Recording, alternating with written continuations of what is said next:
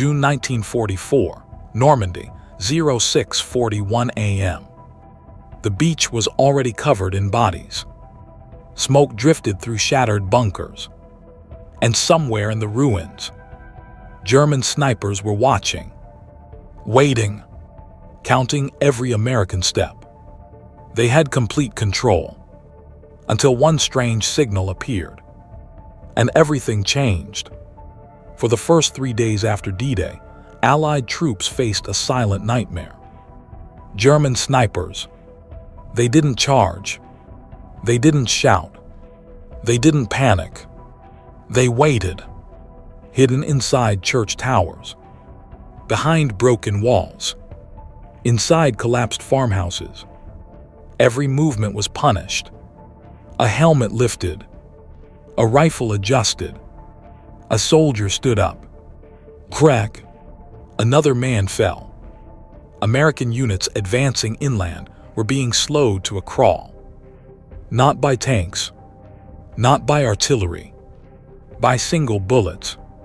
One sniper in Cairnton reportedly stopped an entire platoon for 6 hours. 6 hours, with one rifle. Fear spread quickly. Men stopped moving, stopped talking, stopped trusting open ground. Every window looked dangerous. Every shadow looked alive. Private James Carter later wrote, "It felt like the air itself was hunting us." German sniper doctrine was brutal and effective. Two-man teams, one shooter, one observer, constant relocation, perfect camouflage. They knew the terrain. They knew the buildings. They knew where Americans would pass. And they exploited it. By June 9th, some U.S. units had lost more men to snipers than to machine guns. Commanders were furious.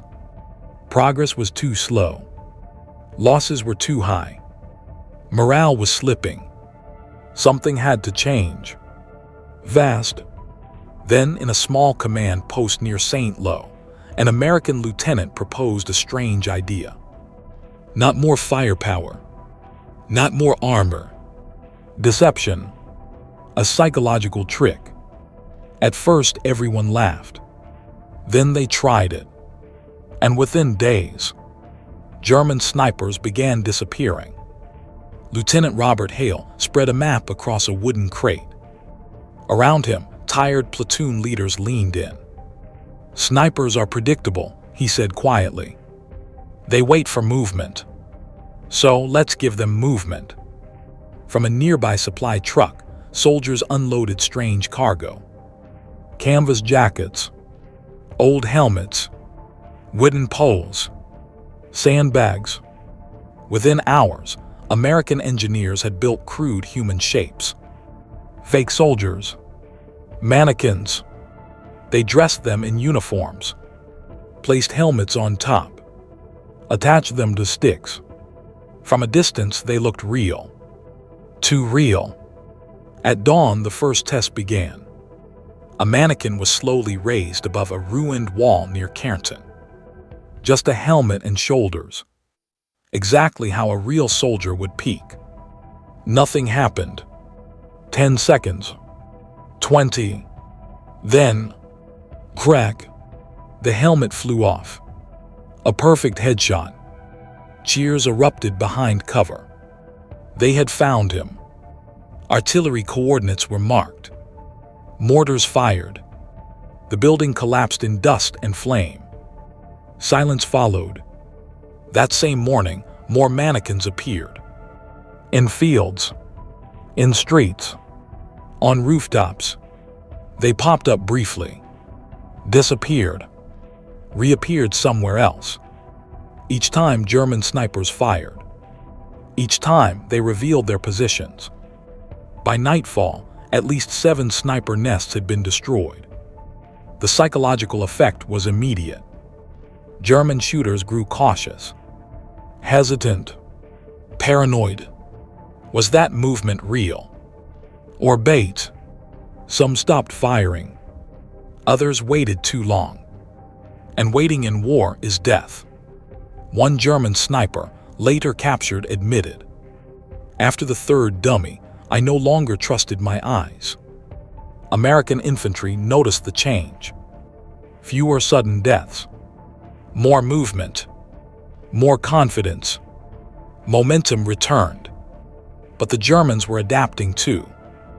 They began shifting positions faster, using secondary hideouts, avoiding obvious shots. The game was evolving. And then the Americans added one final layer. Something even smarter. The mannequins were working. But Lieutenant Hale wasn't satisfied. Destroying sniper nests was one thing. Breaking sniper confidence was another. And confidence was the real weapon. So he added sound. Portable radios were positioned behind ruined walls. Recorded American chatter played softly through speakers. Boot steps, metal clanks, murmured commands. The illusion became layered. Now the mannequins didn't just look real. They sounded real. At sunrise, a fake patrol was staged in an orchard outside St. Lo. 3 mannequins moved along a hedgerow, pushed from behind cover by long wires. From a distance, it looked like men advancing cautiously. A German sniper, watching through his scope, saw movement. He heard voices. He fired. Crack! The mannequin collapsed. Immediately, American observers triangulated the shot. 2 seconds later, suppressing fire poured into the tree line. Then mortar rounds. Then a flamethrower team advanced. The sniper never relocated. He never had time. Within days, entire German sniper teams began abandoning exposed positions. Some refused clear shots, fearing traps. Others wasted ammunition on decoys. Worse still, they began doubting each other. Observers argued with shooters. "Wait, are you sure? It could be fake." Hesitation spread. And hesitation kills more surely than bullets. American infantry started advancing faster. They tested buildings with mannequins before entry. They raised helmets on sticks before crossing streets. They forced the enemy to reveal himself first. The balance had shifted. Not because American rifles were better. Not because German snipers lost skill. But because one side had learned to manipulate perception. War had become psychological. A contest of nerves. And for the first time since D-Day, the invisible hunters were being hunted. But the Germans weren't finished yet. Some adapted. Some became even deadlier. And one sniper in particular would nearly end Hale's experiment forever. By mid-June, most German sniper teams in the sector had either been eliminated or forced deeper into hiding. But one remained. An unnamed marksman positioned near a ruined stone farmhouse overlooking a supply route. He had studied the American trick. Watched the mannequins. Listened to the fake radios. Noticed the patterns. And he did something different. He stopped shooting at obvious targets. No helmets on sticks. No moving figures. No exposed silhouettes. He waited for chaos. On June 17th, an American patrol escorted a wounded soldier along a hedgerow.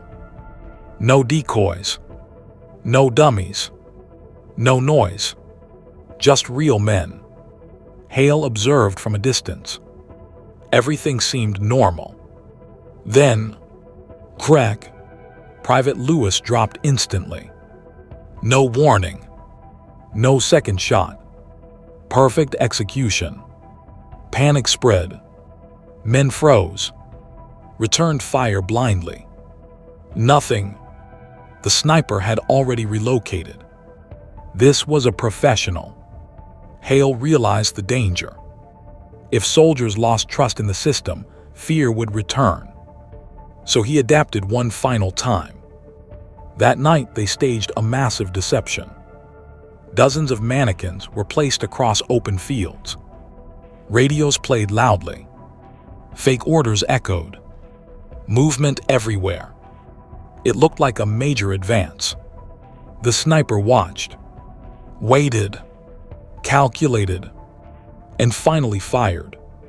Once, twice, 3 times. Then, artillery roared. Pre-registered coordinates. The farmhouse vanished in fire and dust. When American troops searched the ruins, they found a rifle, a scope, and no body. Whether he escaped or died was never confirmed.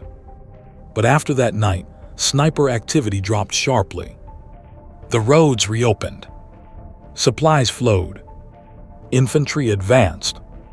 By July, Normandy was firmly in Allied hands. Lieutenant Hale's trick was never officially credited. No medals, no headlines, just a quiet lesson passed between units. Sometimes the best weapon in war is not the bullet, it's the mind.